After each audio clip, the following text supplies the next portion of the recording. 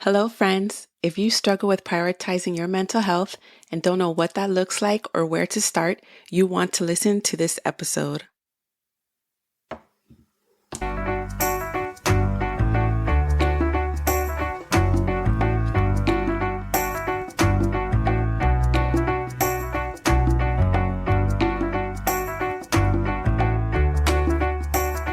Hello, and welcome to the Mental Health Insight Podcast, where we address human experience and behavior from a non-judgmental and genuine perspective.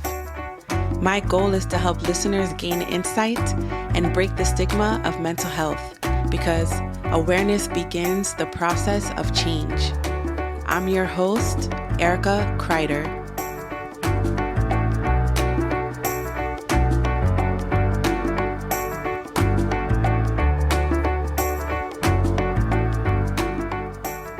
Hello, friends. I'm so happy to be speaking with you today. I hope you're having a great day, and even if you're not, that's okay too. Before we get started, I just wanted to say some disclaimers. The first thing is that any opinions expressed are my own, and they're based on educational, personal, and work experience. Secondly, the Mental Health Insight podcast will touch on sensitive topics related to mental health, which may be activating or triggering. Of course, my goal is not to cause any harm or distress, but I just wanted to be transparent with you and let you know that it could happen. And if it does, just take note of those things, notice any sensations, and just take a moment to take a deep breath. In the next episode, I will probably go deeper into triggers and how you can manage them. So to provide you with a resource before we get started, I wanted to offer you a quick and simple grounding exercise to help reduce some of those nerves. Another disclaimer, if you are listening to this now while you're driving, I'm going to ask that you not engage in this exercise for your safety. Otherwise, let's begin.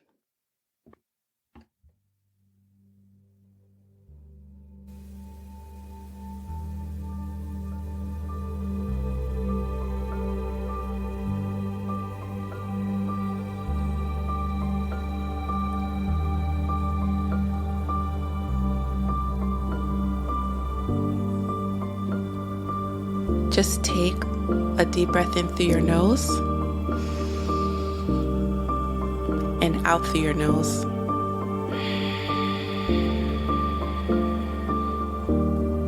You did so good. Let's do that one more time. Take a deep breath in through your nose and out through your nose.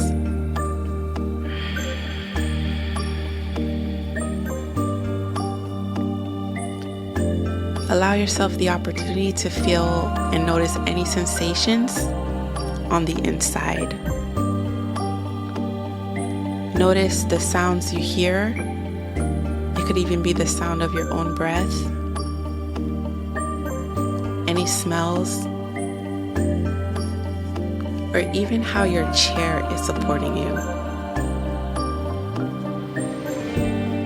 You may have needed support today and you felt like it wasn't available to you. But again, just notice how your seat is supporting you and find comfort and peace in that. If it feels safe to you, you can close your eyes and place your hand on your heart and feel the sensation. Place your feet on the floor and feel the support of the ground.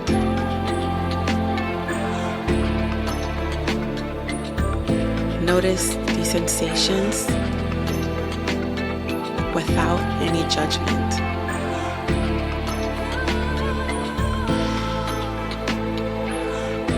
Take another deep breath in. Let it out.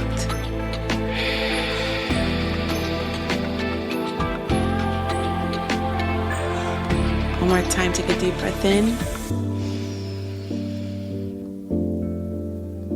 And let it out.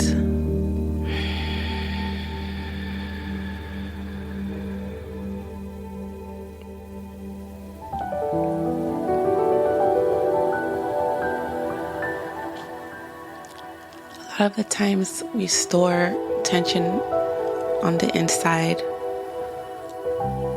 Our thoughts start bubbling up, and we can feel hectic and overwhelmed sometimes.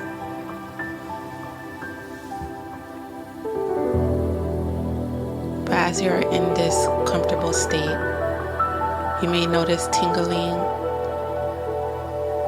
in your feet or in your legs or in your stomach. You might feel warmth around your heart, or you may feel warmth cultivating around your body. Again, just notice those sensations without any judgment.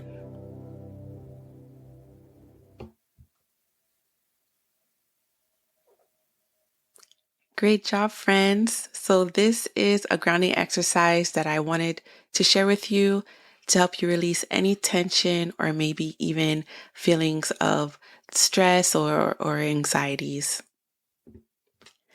In today's episode, we're going to highlight 5 ways you can become more aware of mental health and the importance it has to our overall well-being. Friends, mental health includes our emotional, psychological, and social well-being. It impacts how we handle major life events, stress, and daily challenges. It even affects us throughout the entire lifespan, from early childhood, adolescence, adulthood, and older age. And it also impacts our physical health and the health of our relationships. So as you can see, mental health is very, very important to our overall quality of life. If you did not know, May is Mental Health Awareness Month, woohoo, which is why it was intentional for me that I launched this podcast today. So let's get started and discuss the ways you can support mental health awareness. So the first way is using mental health affirming language. And what I mean by that is just be more aware of what you say around others and even about yourself. And so what I mean, for example, is we never label someone with a disorder and use it as a personality trait.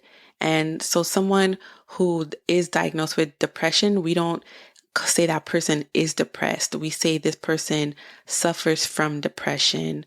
The same thing with anxiety. We don't say, this person is so anxious. We say they're suffering from anxiety. And the reason is, friends, is that labels are very impactful and we internalize those things. But depressed, anxious, addicted, it's not who you are. It's what you have. And so just remember that.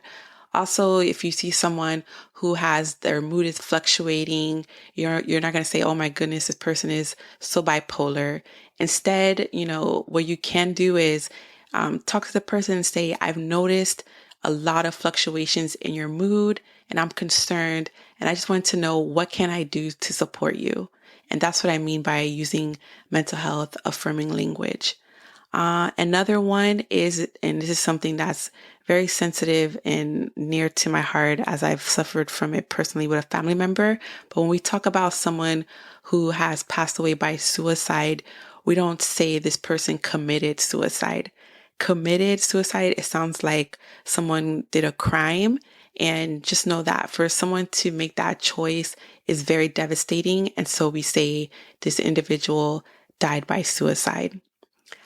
The second way is to take an anonymous mental health screening. So I know some of you might be like, what is she talking about? But just like I said in my introduction, I truly believe that awareness does begin the process of change. When we are aware of ways that we need to improve, then it comes to our mind and we can tackle it. We can use words to address it. We can get support for it. And so I just wanted to challenge you all in honor of Mental Health Awareness Month to take this anonymous survey, which you can find on the Mental Health America website, which at www www.mhascreening.org. So I'm going to make sure that I put this link in the show notes page. That way you can access it. But it's a quick and anonymous and confidential online screening.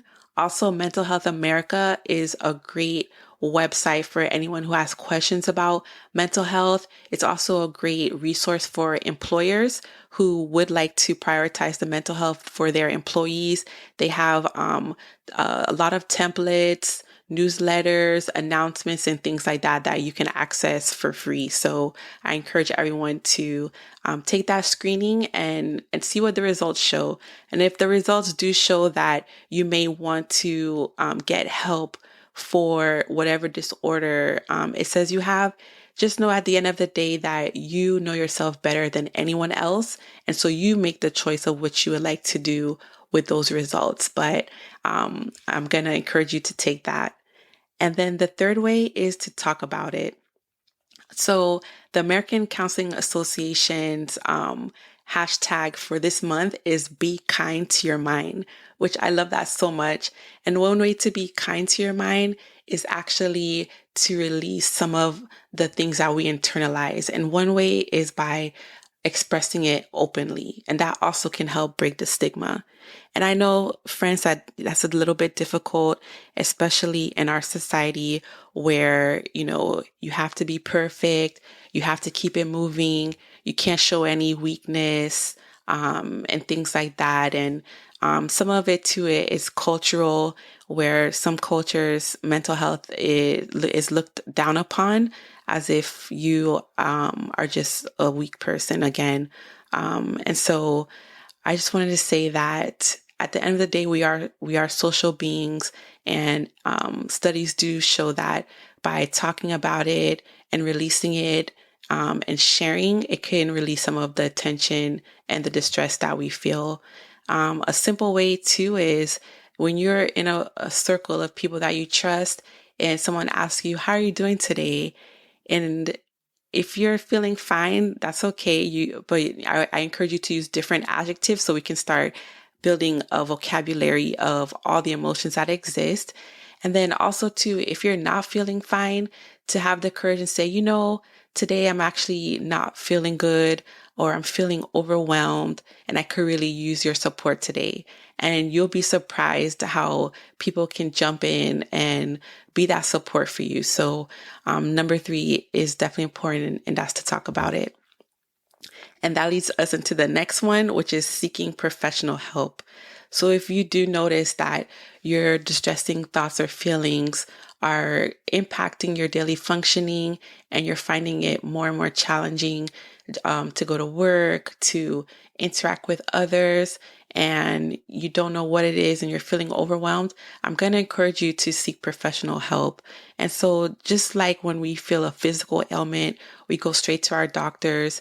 There are people out there that are licensed and trained to handle emotional and mental distress. And so I do reside in the state of Florida. And so the licensures that I'm talking about, or the credentials that you may see, are LMHC, which stands for Licensed Mental Health Counselor. You might also see someone describe themselves as a registered mental health counseling intern, which is someone who already has achieved their master's degree and they're just working towards full licensure, which is, I'm going to be getting that credential soon, actually. And then you might see LMFT, which is a licensed marriage and family therapist. So these individuals are amazing professionals. They will make sure to give you a full assessment. Also, it takes a certain type of person to be in this helping field. They are truly compassionate and truly care about your well-being. And then also, you will have the comfort of confidentiality. And also, it's good sometimes to just get a third party perspective and an objective view of what is it that you're going through, and kind of someone to help support you and navigate you to your healing, to your own healing. So I encourage you to seek professional help if you need it. And then the last thing, and the most important thing, the one I think we take for granted, is to practice self-care. And I think that it's because we think that it's something that we don't have time for, or we make it too complicated. And so it's interesting how we can attend to other things, but sometimes we find it challenging to attend to ourselves. So what I mean by practice self-care, make sure that you eat a balanced diet. And a lot of studies show the correlation between our diet and our mental health. So do little things. It doesn't have to be big things. Maybe incorporate more vegetables. So the next time you eat something, just add a vegetable and you're already taking a step in the right direction that's going to positively impact your health. Maybe you're like, I need to start drinking more water. Well, get a water bottle, fill it, and challenge yourself to do those things, because again, all it's going to do is just nurture you, and help you. Exercise also is very important. It releases a lot of happy hormones into the body. And so definitely you want to incorporate exercise. It doesn't have to be high intensity. It doesn't have to be in the gym. Make sure that you honor your body and also do movements that will not harm you. So, again, have self-compassion when it comes to that. Even stretching, people don't understand that stretching, I consider it as an exercise, to be honest, because you're moving your body. And when we have stress and we feel overwhelmed, we don't realize that we carry it in our bodies and we start to tense up. Our shoulders might feel it. It could cause high blood pressure. When we are going through stress and we're not doing anything about to release it in our bodies. So even stretching is a great way. And I love yoga. I'm a yogi. I'm not going to lie. So I have a preference for that. But I think it's also compassionate for your joints. That's why I like yoga. And then also just creating healthy boundaries. So another thing is we are always available for other people, but sometimes we don't know where to draw the line. And so again, just make sure that you set healthy boundaries. It is okay to say no sometimes, because you have to have compassion for yourself as well. And people are gonna understand and they're gonna jump on board with it. But make sure that you set healthy boundaries for yourself, so that way you don't get burnt out and overwhelmed. And so that was it. You guys, we made it through. So today we reviewed 5 ways you can become more aware of mental health to make it one of the priorities in your life. I hope you enjoyed it, and I look forward to speaking to you soon. So again, friends, I hope you found this information helpful. And if you know someone else who could benefit from this information as well, please share this episode with them. If you'd like to learn more about mental health, please feel to contact me at info@ericakrider.com. That's ERICAKRIDER. Or you can also visit my website at www.ericakrider.com. You can also ask a question for a future episode, and you can access that link, which will be available on the show notes page, as I would love to hear from you. So thank you again, friends, and until the next time.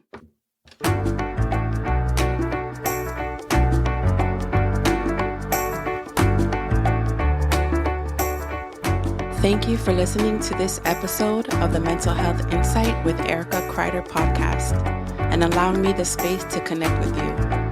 Please visit my page at podcast.ericakrider.com. That's ERICAKRIDER to access the show notes page. And remember, you are worthy, you are loved, you are not alone. Stay blessed.